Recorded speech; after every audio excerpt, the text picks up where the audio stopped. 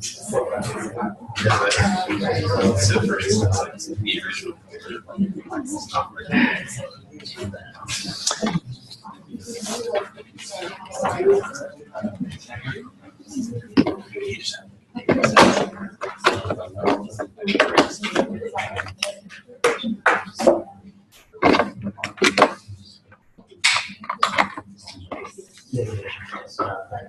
All right, let's get started.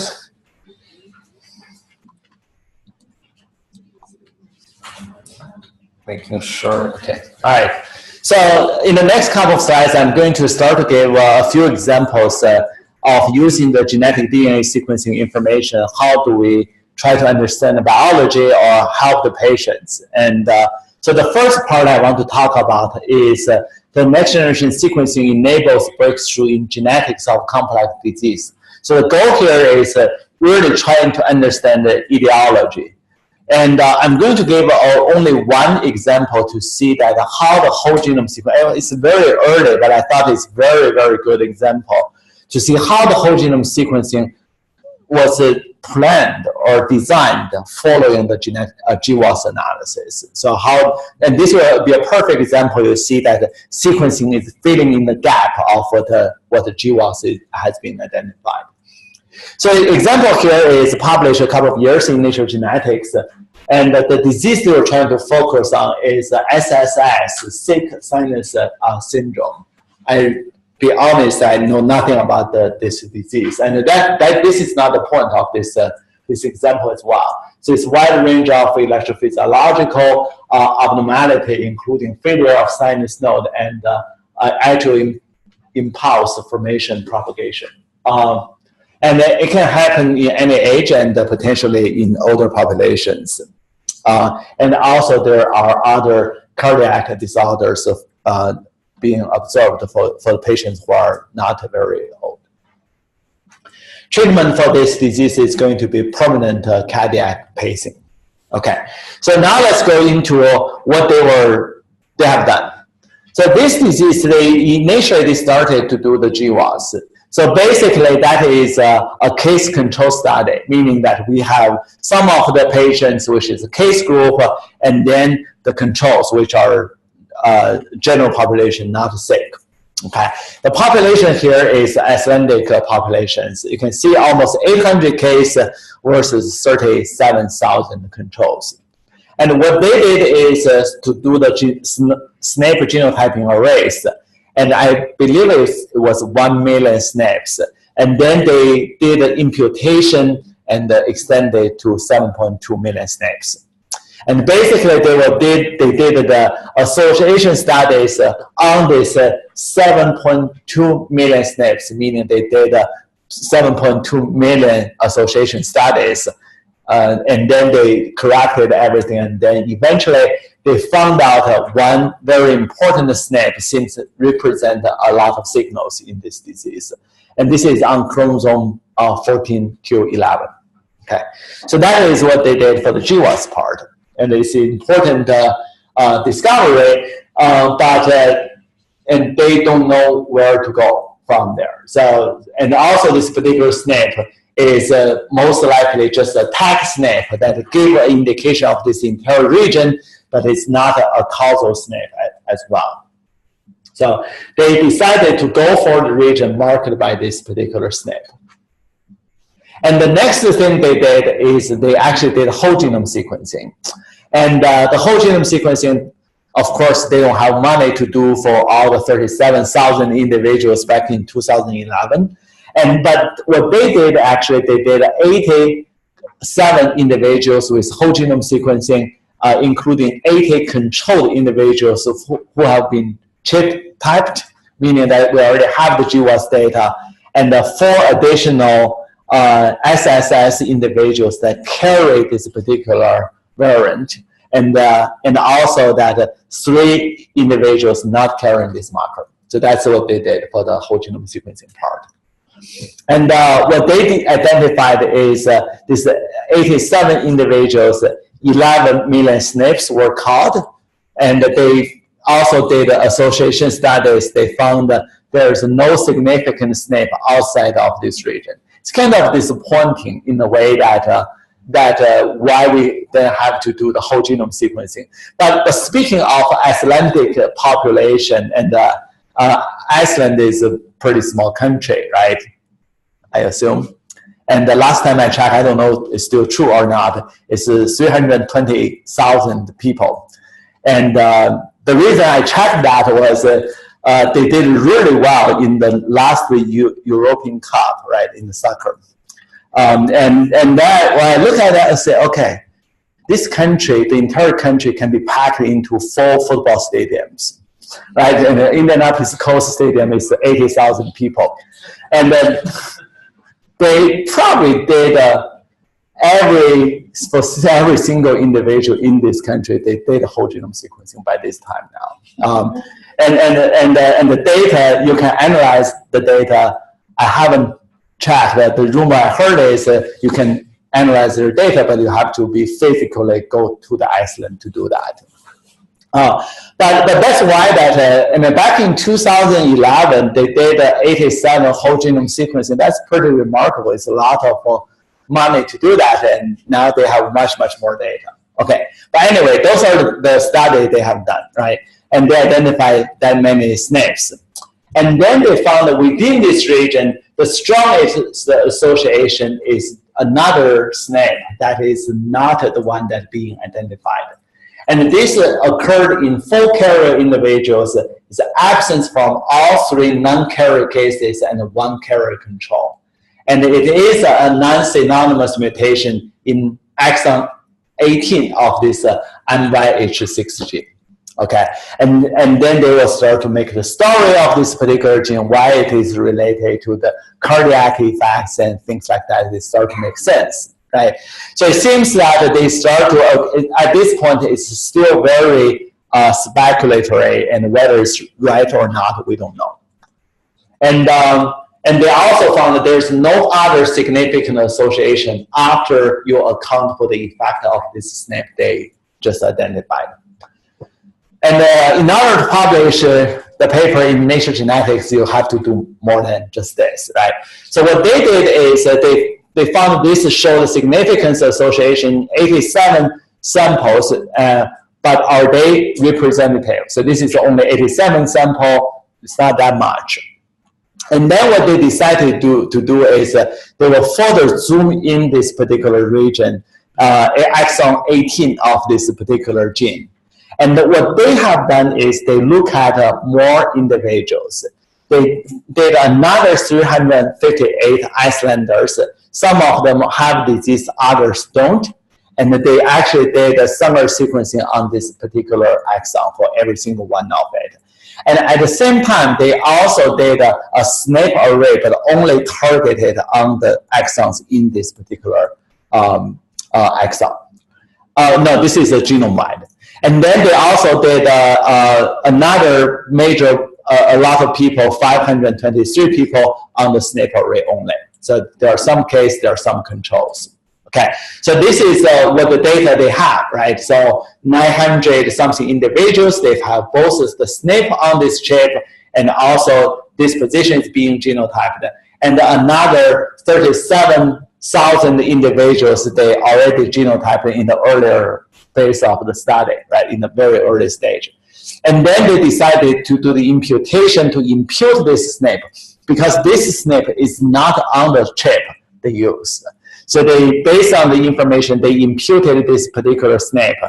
And then what they did is using this to do the association. And what they found is remarkably high association. And if you're not familiar with this type of figures, you can see this is minus the log of the p-value, and meaning the top value, the p-value is very, very small. And it's actually, the score is 19, so it's very, very significant SNP. And you can see that the reason it wasn't being identified in the initial study is the allele frequency of this SNP is 0.38%. And so it's not going to be on any array that people designed. And then, however, the effect size of this SNP is 12 times. So which means that if you carry this SNP, you have 12 times more risk to get to this disease than the ones who doesn't carry this SNP. So that is really exactly in that earlier figure that is on the, I would say, left top corner of it. Very rare, but a huge effect size. And they also look at this, trying to look at carriers and non-carriers. And because this is for elder population, they can see that for the person that were older, which the birth age is like earlier, and you can see that for young people, there's really not too much difference in terms of the frequency getting the disease, but much larger percentage of individual that once you get into older will get to this particular disease. So actually what we learned from this study is, of course they understand the etiology of this SSS syndrome, which is great. But the reason I talk about that is really, it will tell you that this sequencing technology can help you to fill the gap of the GWAS study. And if you design the study carefully, and then you can really find out the causal SNPs that will lead to this particular disease. Probably I still cannot say this SNP is causal because they haven't proved that, but you can see it's much, much higher effect size that we know what's going on here. So the summary for this part is combining the SNP genotype and the whole genome sequencing can facilitate these discoveries, and using high throughput sequencing, this design extend the gene discovery beyond the common variants, common disease scenario. So it's much more important extension on the traditional GWAS. And genotype imputation can be a very powerful tool. So we have seen there's multiple steps imputation in that. So we'll talk about imputation in the later lectures. And this study did not further test whether the identified variance is mechanistic or not. But I think with the effect size of 12, people will be pretty happy with the results. So it was published in Nature Genetics of this.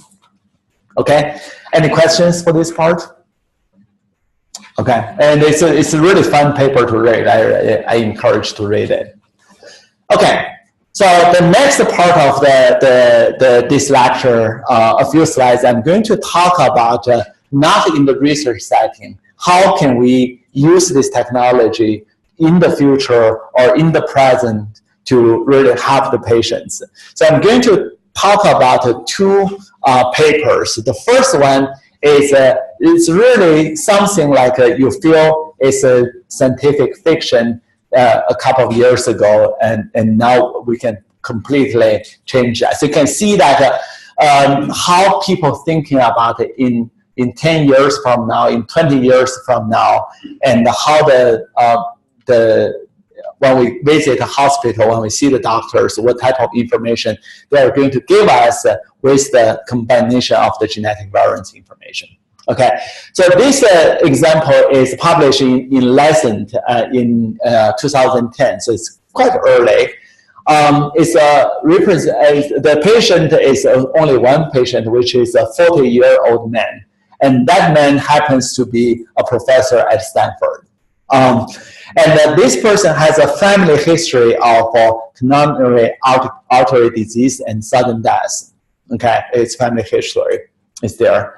But this individual is very healthy. So you can see it appears well. Medical history was not clinically significant. The patient exercised regularly without symptom, taking no prescribed medication. Everything indication is good. So this part is the report you are going to get from the medical doctor if you visit hospital today.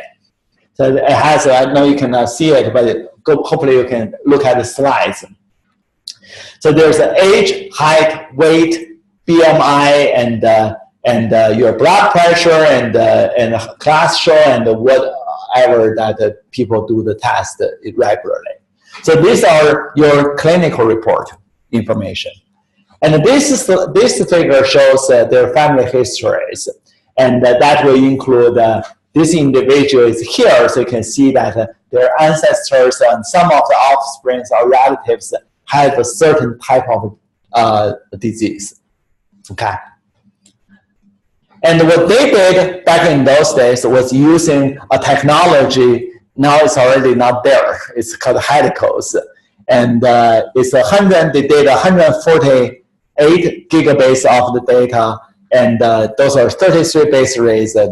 Don't worry about what the technology is. So, and they detected 2.6 million SNPs, 752 copy number variants. So those are the ones that they identified using the genome sequencing data. And they also did a lot of validations for every SNP that they think is potentially important. And then they're also using the PCR assays to validate the copy number variations. So their analysis for the data focus on 4 different areas, and that will include the variants associated with genes with the Mendelian disease. So going to the database to see what are the information we currently know about the variants being identified. They look at the novel mutations of this individual, the variants known to modulate response to pharmacotherapies, and SNPs that previously associated with complex disease. And they also look at many databases, including the disease-specific mutation database, human gene mutation database, and OMIM database, and anything they can find out. And also they did a prediction of the functional ones of the novel SNPs, looking at their allele frequency, the conservation signal, and the protein domain disruption. So they basically did a lot of work. And here are the softwares and database they use to really trying to interpret all the SNPs being identified in this for this individual. But the general idea is this is something that they think will happen. So if you look at this figure, and this column represents many different types of disorders, anywhere from obesity to coronary artery disease, type 2 diabetes, depression, and many others. Okay. Now you're seeing here, which X here is the clinical risk to get into these individual disorders. Okay. And in each disorder, there is a little triangle. So that black triangle means that the clinical risk to get into this disease before you have the genetic information, based on your hospital report that I showed in the first slides of this section. Okay, based on those cholesterol levels, your blood pressure, and all those clinical information, what are the disease risks you get into individual disorders? But that line that following that is your corrected disease risk based on the genetic information they have identified, based on the whole genome sequencing, the SNPs they identified. So one of the example is if we look at one of the rows, and which is myocardial infarction. So this particular disorder, and I'm just zooming in this part. So you can see that for this particular disorder, based on this individual today, the clinical report says here is a clinical risk. But we know that this person has the family history of heart disease. And then after genotyping, based on the SNPs, so they have a corrected clinical risk, okay? And which is bigger than what he is today because he seems taking care of himself pretty well, okay? So, but they also showed that actually the reason they made this adjustment, there are 7 SNPs are causing this type of conclusions. And here are the 7 SNPs. So you can see the first SNP that increase the risk a little bit, and then the second is not important, the third increase the risk, and so on and so forth. So based on this particular individual's genetic profile, and they were able to do the adjusted risk. So if you go back to this figure, you can see that they have done this for most of the disorders.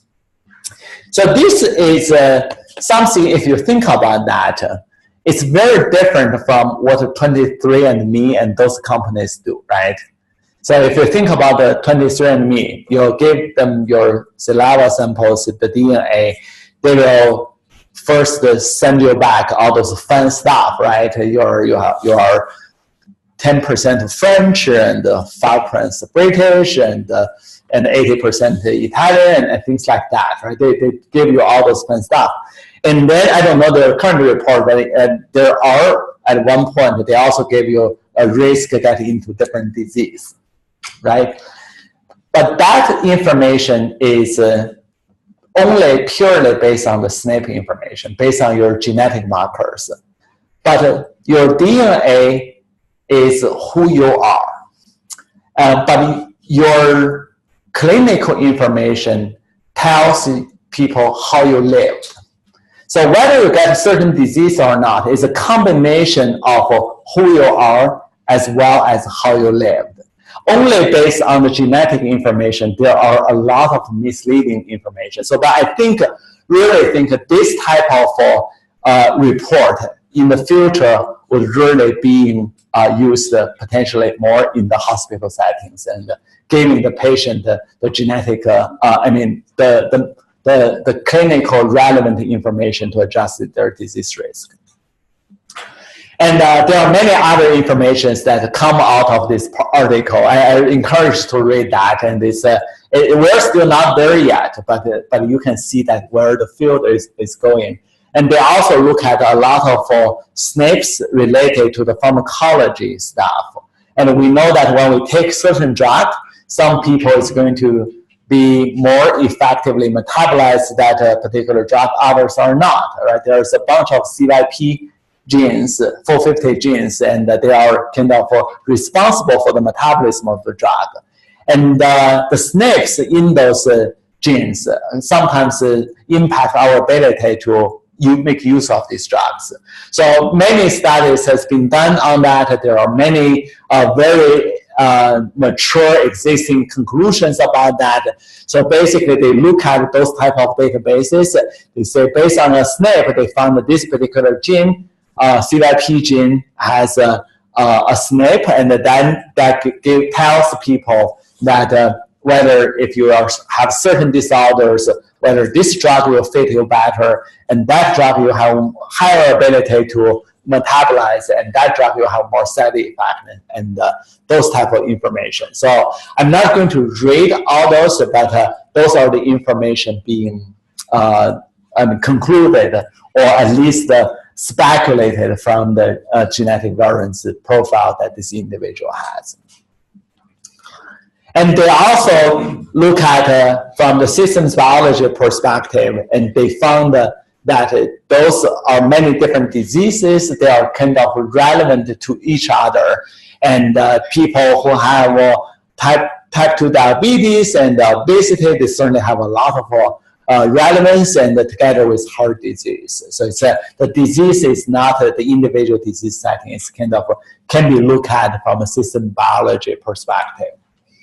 So the reason I bring this up is I think I already summarized that is one of the first studies comprehensively analyze a human genome in a defined clinical setting, and result just give you a proof of principle that what we are expecting in the future in the hospital setting, in the clinical management. And the limitation of this study is actually our knowledge. Our knowledge is not there yet. So a comprehensive database for drug mutation is needed to make an informative conclusion on many of the disorders. And also there is many things related to technology itself, whether we're calling those SNP accurately or not. And sometimes we need to be more careful about that. And also the gene-environment interactions, sometimes we haven't known too much about, and to build those into the current clinical report is pretty challenging as well.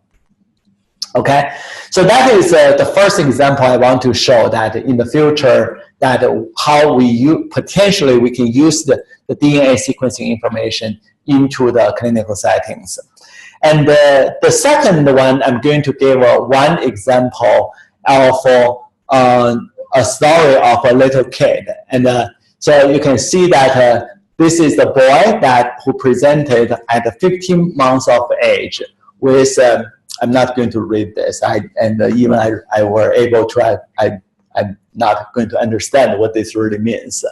So I decided to Google a little bit and then translated that into English.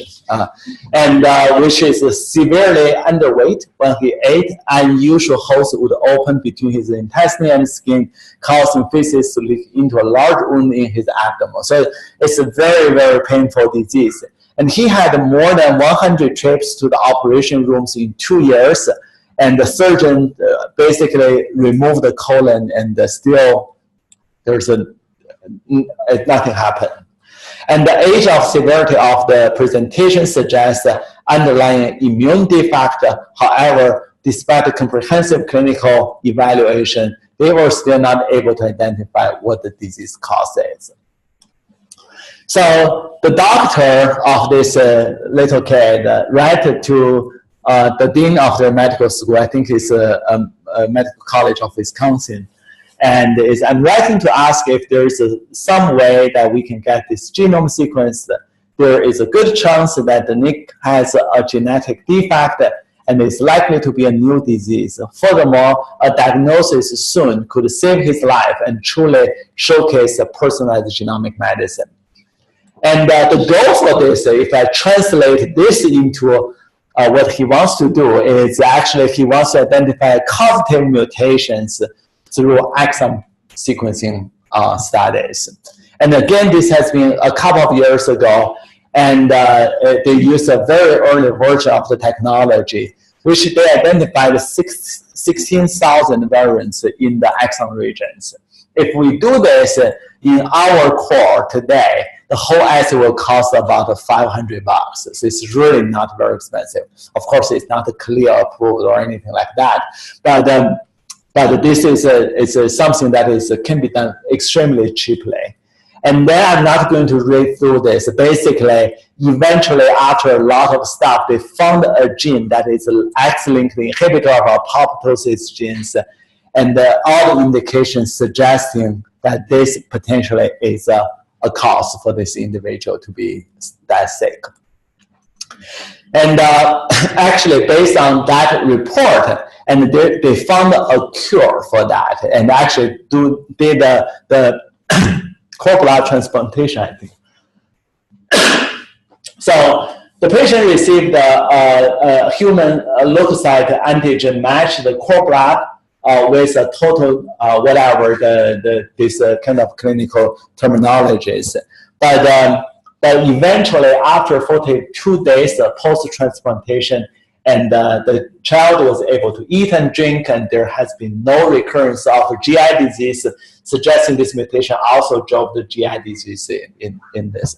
So the point of this is using a sequencing technology that is available out there, and then they can actually really help this patient.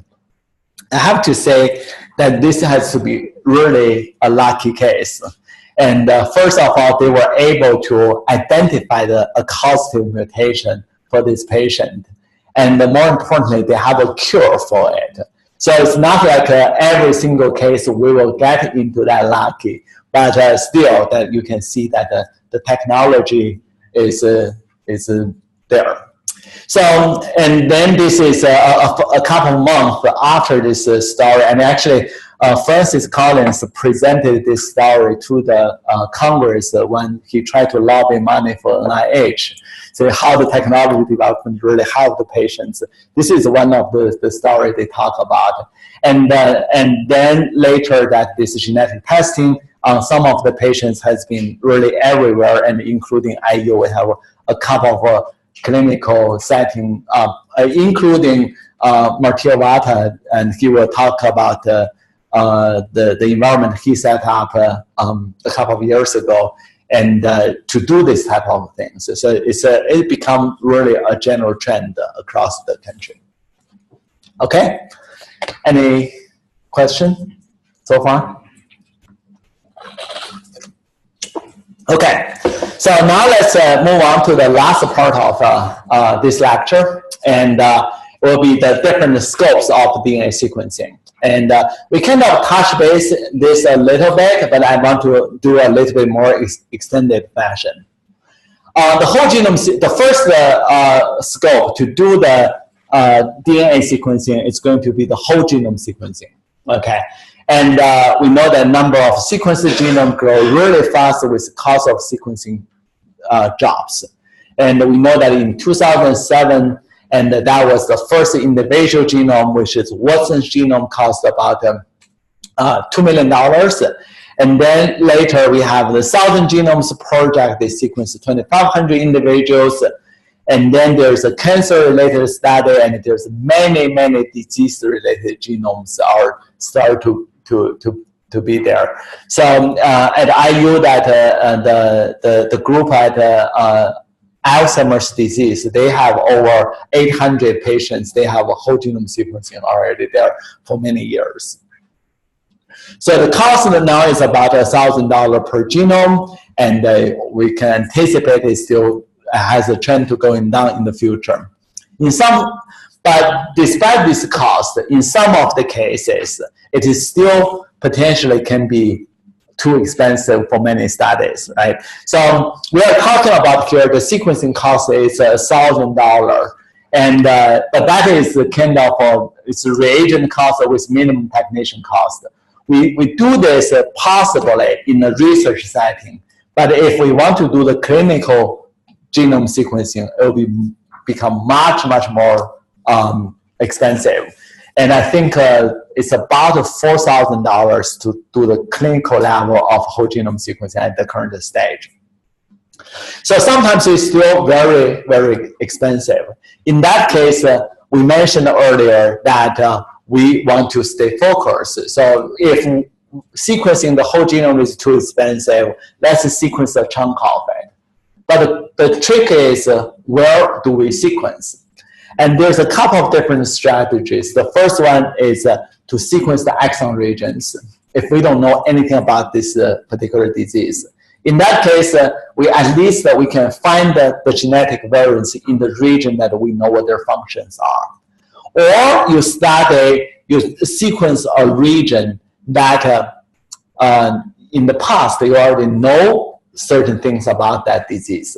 For example, we had a lot of disease that people did linkage analysis or GWAS analysis. If they already identified a region, how about let's just capture these regions and then do a higher level of sequencing and then only look at the genetic variants in those regions.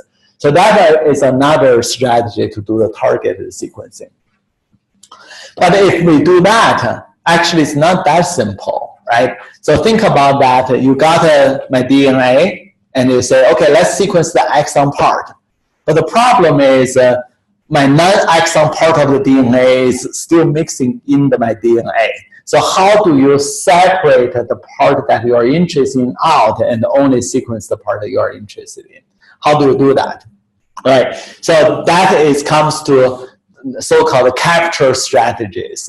There's several different strategies to do that. The first one is called the long-range PCR strategy, and actually this is still being used, not for whole genome sequencing setting, and not for whole exome sequencing setting, but for some of the cancer panels, and people still do this PCR of specific exons or even longer range of exons.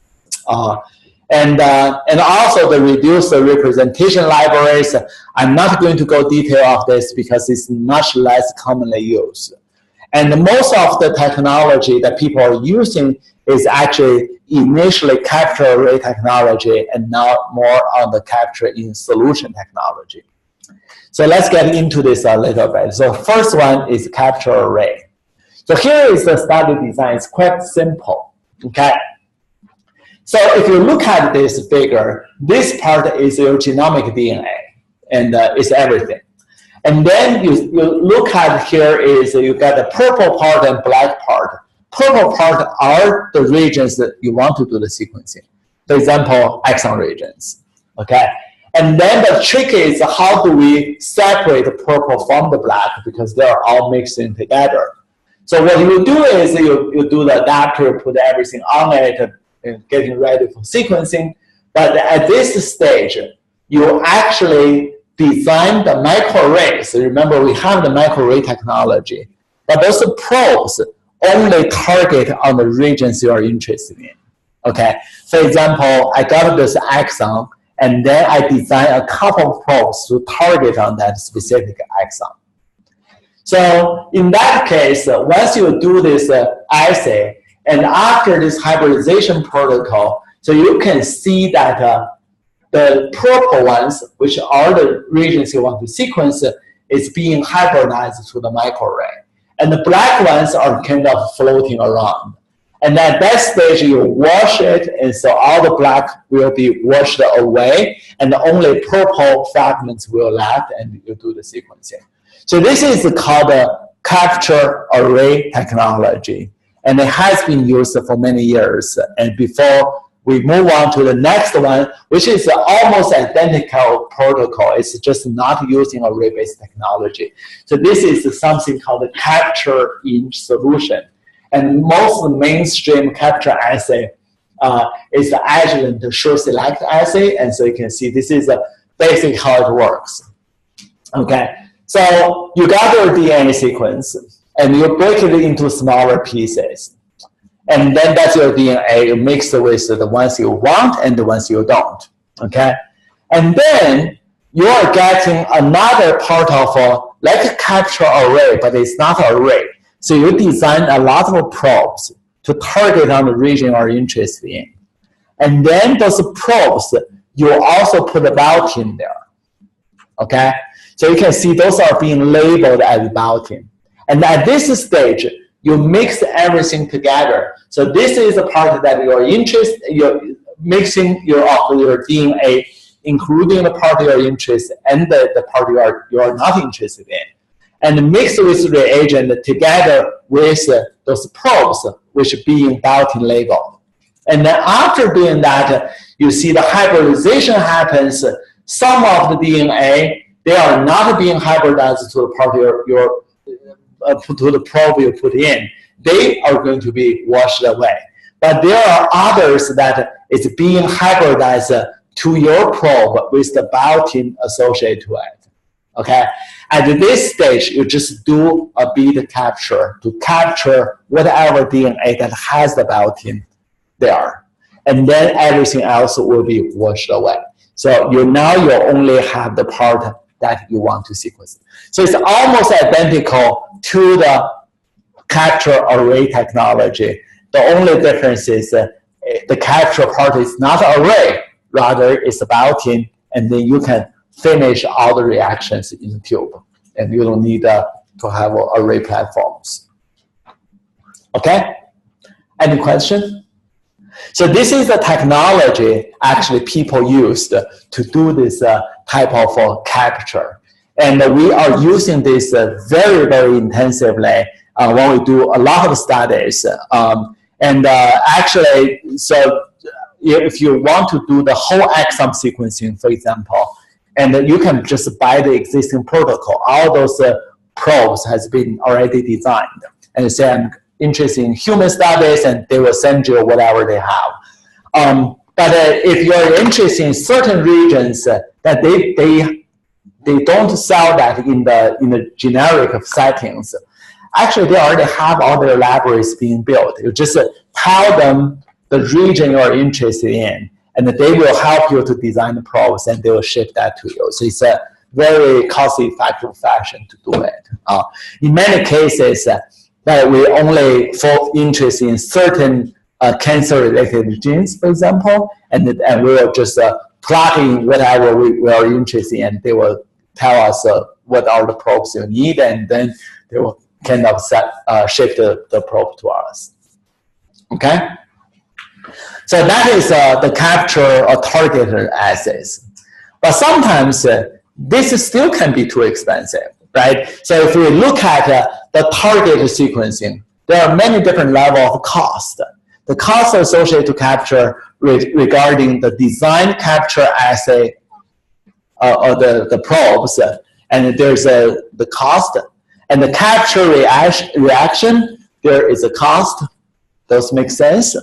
And then there's a lot of costs associated with sequencing as well, including the library prep, which is not cheap, and actually sequencing is not very expensive at this point. Okay, so if you think about that, you say, okay, the cost is becoming lower and lower, why do I care, right? But any study, we have a fixed budget. Let's say I have $1 million to burn, okay? And then if you do whole genome sequencing, let's assume whole genome sequencing is $1,000. And now you can do 1,000 individual, right, with $1,000. How about let's do something that is cost $100 and you can do this on 10,000 individuals, and your study will be much more powered. So just because of the cost is going down, doesn't mean you don't want to save the cost.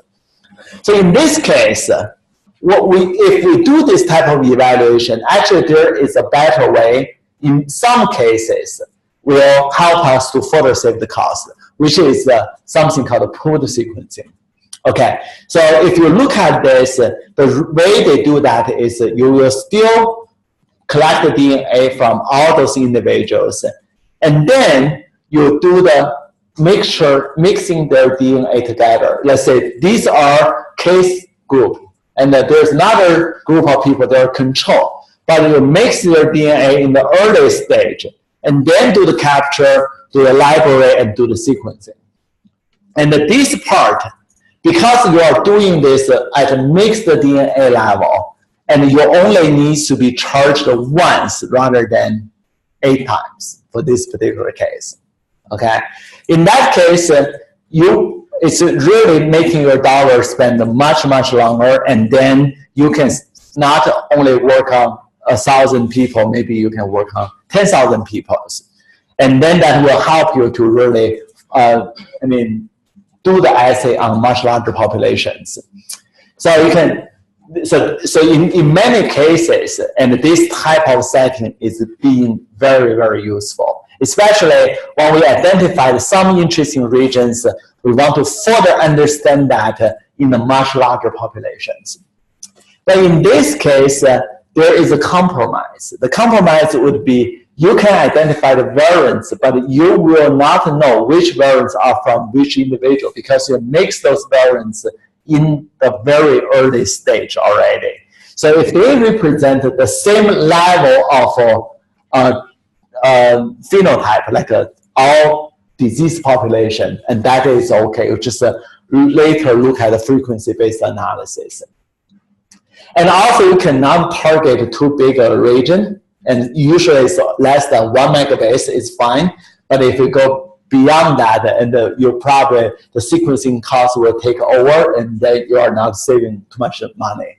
And the analysis can be tricky as well. But nevertheless, there are several high-impact papers talking about using the pooled sequencing technology to really find out the genetic variants. That is important. And but in terms of DNA sequencing, there is another consideration that we need to look at. And so far, all the technologies we are looking at is really consider each individual SNP as an independent unit. Okay, so when I sequence this SNP, I do not know their relationship with the nearby SNP. Okay, so this is also coming back to the concept of this haplotypes. Okay, so let me clarify this concept a little bit. So you are seeing here, there are two SNPs here. This region, this SNP is A or G. This is C or A. Okay. So if we do the sequencing, because we are using short-read sequencing, each one is 150 bases also. So what I do is here is I will identify, oh, there's half of the reads are A, half of G, and I know this location is a heterozygous variant. And then for this, I see half or C, half or A, I know this is a heterozygous variant. But I will not know. I only know this. But I will not know whether this A is the same allele with this C or this G with this A. So that information is not there. And sometimes this information can be really, really useful, especially when we have not sequenced very deep, and then we have to lump all these things together. So we need to figure out, having the ability to look at this is important. So how to solve this problem? So there are two types of solutions. The first one is let's use long-read technology, okay? So don't use these short reads. Let's use as long as possible. We know that PacBio can get you to 60,000 bases. The nanopore can get you even longer. So problem is solved. But the problem for that part is these long-read technologies, their sequencing error is still too high, and we cannot properly to use them to do the genotyping studies, so they're not trustworthy. And another strategy is actually called molecular barcoding from linked reads. So what happens is you got the sequence of blue is the sequence from the first haplotype, the first strand, the first DNA, the top one. And then the orange one is from the second haplotype. So what if you can properly separate these two? And then you found out that the blue ones are being analyzed together, and the orange ones are being analyzed together. So if we only use the short read sequencing, what we got is we cannot tell which is blue, which is orange, because they are all mixed together. But if I have some way, I can barcode one allele into blue before I break them, and then barcode another allele into orange, and then I mix them together to do the sequencing. And then I know that all blue are from one allele, all orange from the other one. That will be so nice, right?